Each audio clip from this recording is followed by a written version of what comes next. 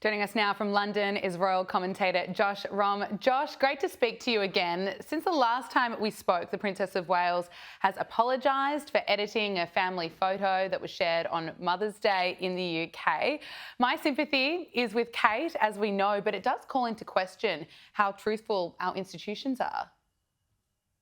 Yes, exactly that. First and foremost, lovely, of course, to speak to you again, Gabriella, my favourite host. But yes, this does call into question our institutions. I don't think it necessarily, this whole debacle, I don't think it necessarily makes the Princess of Wales look that bad. I don't think it reflects that badly on her. I mean, she is, by her own admission, an amateur photographer, and we know that she doesn't, in her normal day-to-day life, she would not by any means have enough time to perfect the Photoshop skills required for the standard of a professional. We know this, but what it does, it calls into question our institutions, because we saw a real litany of problems here. First and foremost, we saw that she wasn't wearing her wedding ring. That was just one editorial problem with the photo, but there were really basic issues that we saw. Just then, we saw in the photos problems with the pavement, problems with Princess Charlotte's heel, problems where part of the sleeve of her jumper was missing, problem with the way her hair finished on one of her shoulders, problems with Prince Louis and Prince George's fingers, problems with the Princess of Wales's fingers looking slightly blurry and one looking more blurry than the other.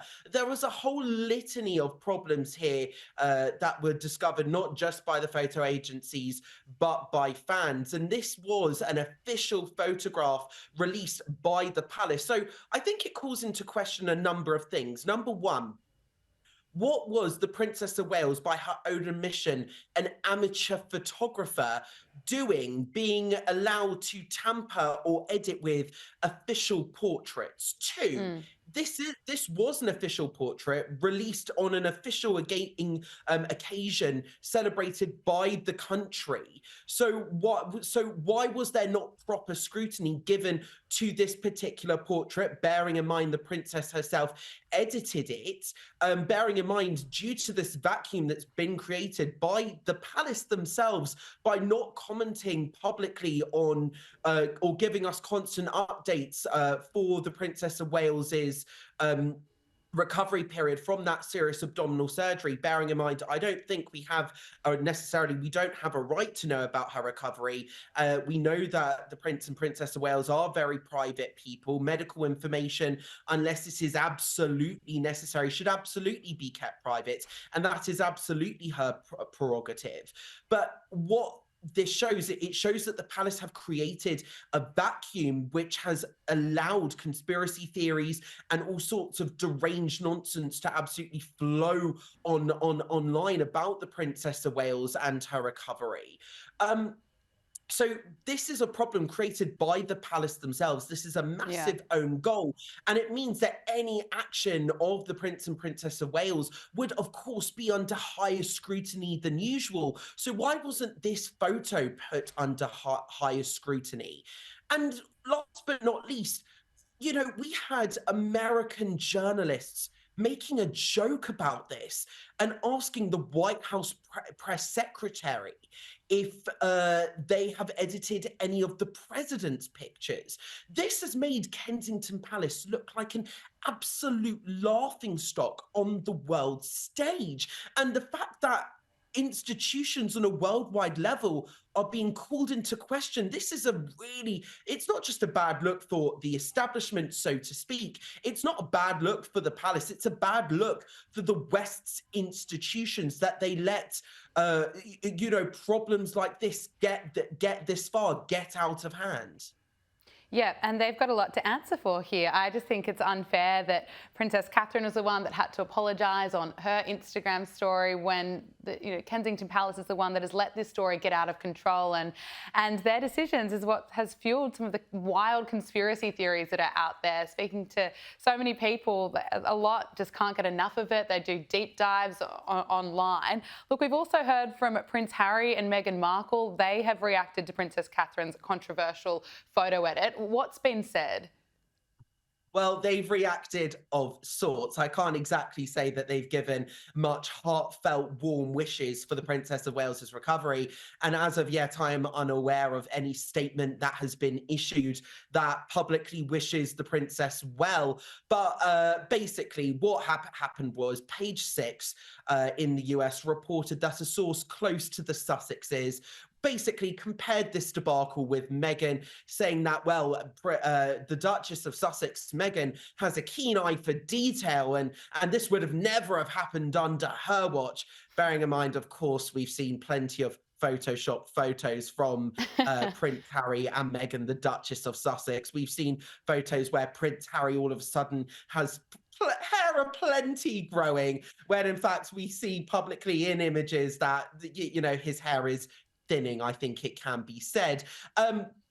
But that was what Page Six reported. But actually, an Archewell spokesperson kind of spat back at this and said, with all due respect, this did not come from us. So Prince Harry and Meghan Markle have basically denied any sort of allegation that they're speaking out about the Princess Catherine's recovery, and that they're comparing Princess Catherine to Meghan of any kind. So they're fundamentally denying that any detail or any source close to the they're denying that anything has come from them. Yes, Page Six didn't report that this came from them. This Page Six reported that this was a source close to them, but the fact remains they haven't wished the Princess of Wales well. They haven't sent their love to the Princess of Wales publicly. They've been rather silent on that front, considering that they like to live their truth in a very public way and make all these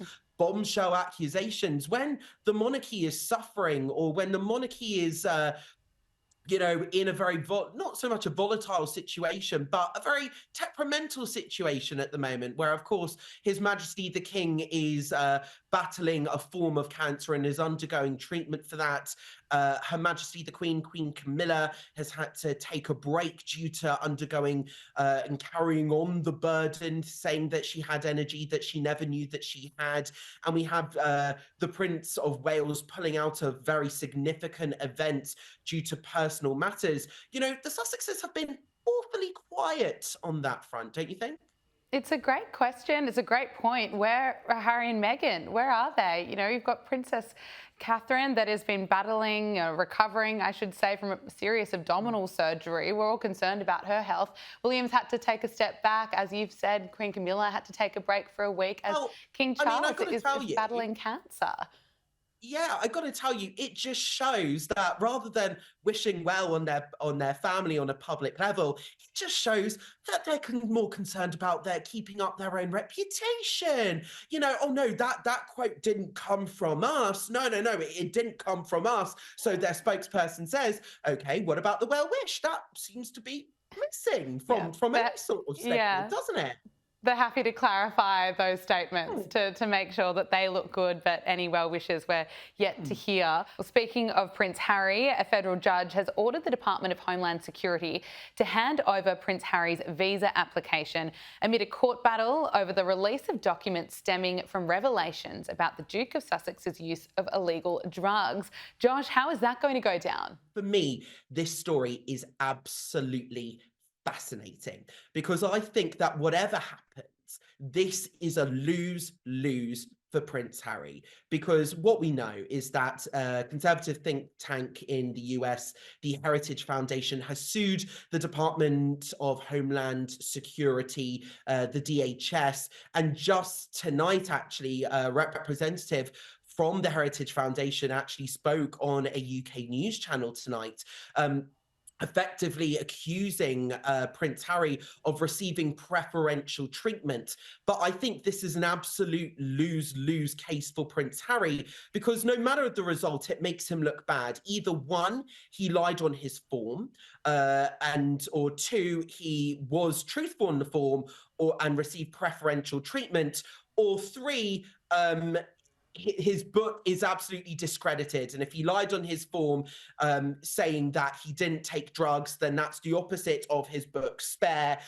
And there have been reports that sources close to him may or may not have said that the book exaggerates facts. So either his book is discredited, or he's lied on his form, or he's received preferential treatment in this. So whatever happens when it comes to this immigration case, this visa case, I should say, it's not quite immigration, but whatever happens with this visa case, it's a lose-lose scenario for Prince Harry, because he is either lied on a very public level, or he has been discredited and his work has been discredited on a very high level, meaning what else is in the book is what else in that book is an untruth.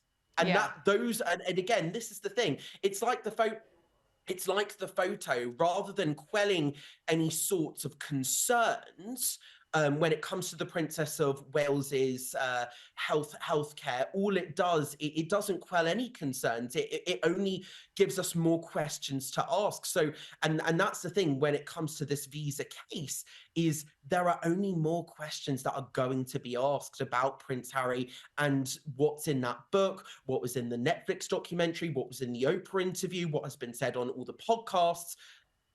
The cat might be let out of the bag here.